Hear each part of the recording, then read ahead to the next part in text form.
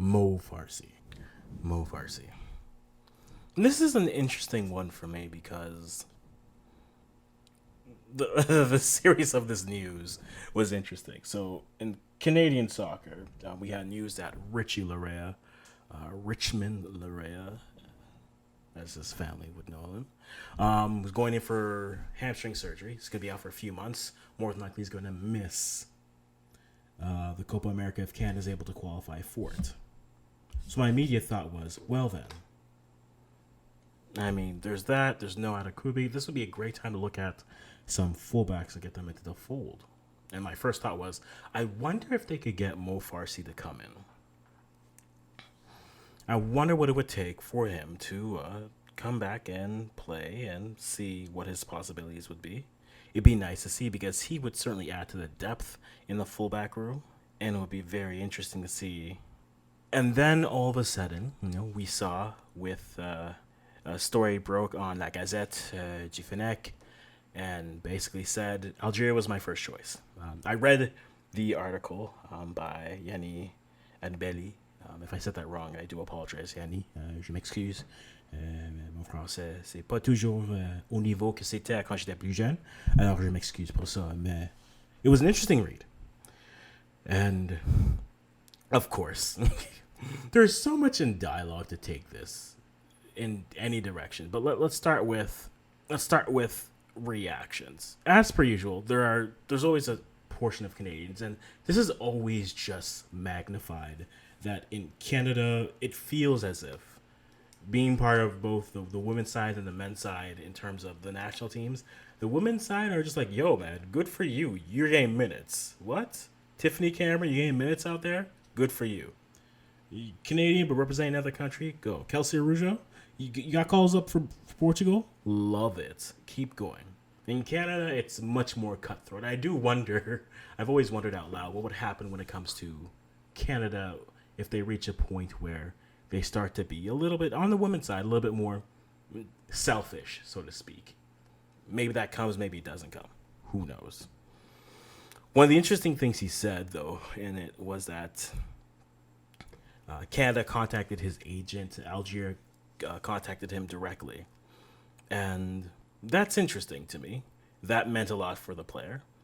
Now, if I'm wrong, contacting agents to see if there's an interest is always interesting. But sometimes players have to reach out themselves to see what's going on. There's a very pertinent version of this where, for example, Mikel Antonio spent, multiple years calling in to see if he could represent Jamaica, but wasn't able to reach them. There's rumors of stories of other dual nats trying to go and touch. Now, off the bat, this is a regular occurrence. Canada fans, I understand that we're hurt. I understand we feel betrayed. This is common occurrence. Jamal Musiala was basically a youth player in England and then decided to represent Germany. Right? There's also the idea of dual. If there's a narrative that Canada can't get dual nationals, you win and you lose some, right? For every, and this is where it's isn't really a conversation, because the big ones, it feels like you lose. Any ones that you feel like you have, they get, right? You get the Kones, right? You get Steph Eustachio, right? Most players who play for Canada have the option to play for somewhere else. Now, I'm not going to just blanket sheet and say we are terrible at that. I mean, you've brought in players like McGill who had options. You've brought in players like Luc de Fougeral who has options. But it does feel from an extent that on a high-profile standpoint that Canada is missing out, right? If you want to say they missed the boat and then missed the Marcelo Flores sweepstakes, sure, you can say that. If you want to say they missed the boat on Stefan Mitrovic, certainly you can say that. But then you bring in Kone. You even bring in a player like Aiden Morris who was on both sides. It seems to be a trend these days. What? One player on multiple team sheets? Where will he go? He goes to the one that he'll actually go to camp with. But it's interesting that now people will have that conversation. Will be like, well, does Canada have a dual national problem? I don't think they do. But I also don't like the argument that, well, these players could go play for somewhere else, so maybe it is time to get them into the fold. I think when people say dual nats, they think of dual nats that are international, right? I think that turns into the discourse, right? When we're talking dual nats, we're thinking, oh, it's Jesse Costa who's playing for youth 17, who's playing U19 for Portugal, but could also represent us. It's looking at players like Justin Smith, who could play for France, but then he's still eligible for Canada to play. Right? I think when we think of dual nationals, we never think of dual nats in North America, because there's an assumption that if they're in North America, they're as good as ours. And that's interesting. Maybe that's the wrong approach. And maybe that's where Canada messed up here. Rightfully or wrongly so. You guys can tell me. There are countless examples of players who will switch their allegiance, whether that's for opportunity, whether that is heart, and ultimately that's the player's decision. So it sucks. It stings. You would think, but we've done so much for you. The player works hard. The player, at the end of the day, gets to make the choice. And whether that turns out to be the right choice or the wrong choice, time will tell. But ultimately, that's what's going to happen, right? Fikeo Tomori, for example, who played Youth Canada, then switched over to England, and now seemingly is on the outside looking all the time. The player makes a choice.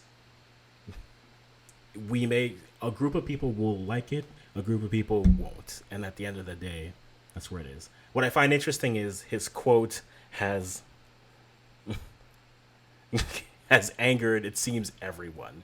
It feels like he tried to toe the line and be respectful for others, but ultimately it just made everyone angry. The quote in French, l'Algérie est mon choix numéro un, c'est mon choix de cœur que je voudrais représenter. Ça a été dur à tâcher, ça a pris du temps, which does translate to, which is where both sides of the fence have got their pitchforks and fire torches and saying, you have insulted us. Algeria was my number one choice. It is my choice of heart that I would like to represent. It was hard to decide. It took time, which Canadians looking at this saying, well, why is Algeria your number one choice when on the books maybe you'd have a better chance to play for Canada? And then Algeria's on the flip side say, if it was your choice of your heart, why did it take you so long to make a call? It's interesting. At the end of the day, the player makes that decision. Now, trying to look at this from a more practical standpoint, what do you learn from this? I think that's one of the more fascinating things, because while this is happening, by the way, Eric Pop just got a call up to Romania's U19 team. Eric Pop of the men's U17 team did we forget about him? Or is it just because he's a youth player and it comes and goes? And I think there's a reality where there's always going to be this. This is a part of the football game, which is why I always say recruitment isn't linear. Recruitment is a process. Now, one would think you had Mo Farsi, but ultimately Mo has his own desires. He has his own aspirations. That goes. But when it comes to recruitment, I always say this. It is never linear, and it is in different forms. The relationships you build, staying in contact, whether that's with the agent or in this case, the player, those things matter. And I think for Canada, when our boy Blue and the soccer department, you have to start to build those relationships immediately.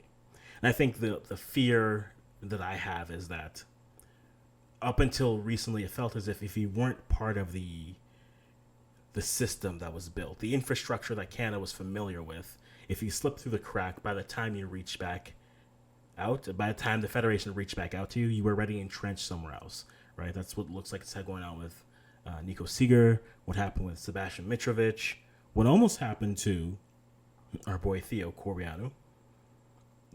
There's countless examples of players where they kind of slip through the cracks, and then by the time you start to reach back out to them, it's you don't have the same thing. So building relationships and just staying in contact, you're not going to win all of these players. There's just no way you are. But you have to give yourself a chance to. But you also have to understand that every player needs that. It also speaks to the reality of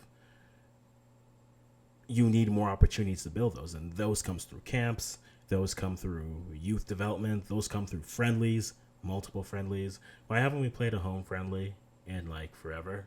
Men, dudes, could we do that? But it's interesting. There's a lot of yelling. Torches and pitchforks are being brought up. I mean, I feel for Mo because he tried to toe the line, and somehow in trying to toe the line he angered both sides, which is kind of, it's remarkable in a funny way. Like I'm laughing at the situation, I'm not laughing at the player, let's be clear. But this is going to happen. So are you building enough relationships with players that, yeah, you may not get all of them, but are you at least giving yourself a chance? This one looks like you had a chance and you lost it. And it probably stings a lot for Canadians. And for Algerians, they're probably asking themselves, well, if this was a choice of the heart, why did it take you so long? I am curious to see, from an Algerian's perspective, what do you think? I've read some comments on social media, which, as you know, is the healthiest place to be. But I am curious, guys, what are the lessons that they need to learn, Canada at least, from the standpoint of youth players, recruitment? Did we just drop the ball, or is this just a player who ultimately made their choice? And that's what I feel it is. Ultimately, the player made their choice, but there are lessons knowing that not every standards work, but you can't standardize everything, right? So you can't take the same approach for everything because ultimately not everything is the same. So I think for Canada, maybe that's a lesson that they have to learn. Not only having more camps, making sure that they're keeping track of players, especially the ones who fall out of the system, that infrastructure, that MLS, CPL type infrastructure. If you're able to find players and just keep track of them, do that. Because ultimately, you're going to have more opportunities where maybe it's in the next Mo Farsi, and maybe the lessons from Mo you get to setting it yourself up to maybe getting to keep that player. But Mo, it seems like he's made his decision. I'm not going to close the door on him yet, because until the call goes through, I'm not going to be like, yeah, he's not dead to me. He's still a good player. And maybe the door opens for him for Canada. And if that does be the case, ultimately you want to make sure there's an opportunity for the player. But congrats on making that choice. It's never easy. I should have started off the video with that, I'm not going to lie. Congrats, Mo, on making that decision. I wish you all the best with Algeria, and we'll see how it goes, which means, now I'm going to have I'm going to root against him at AFCONs now. That's not going to be fun, but it'll be interesting. Anyways, guys, let me know what you think in the comments below. What are your thoughts on not only Mo Farsi choosing Algeria, but the whole idea of recruitment? What are things that you find that Federation is way too long to do? What are things that they do well? Ultimately, it's a learning experience, and I think we'll wrap it up right here.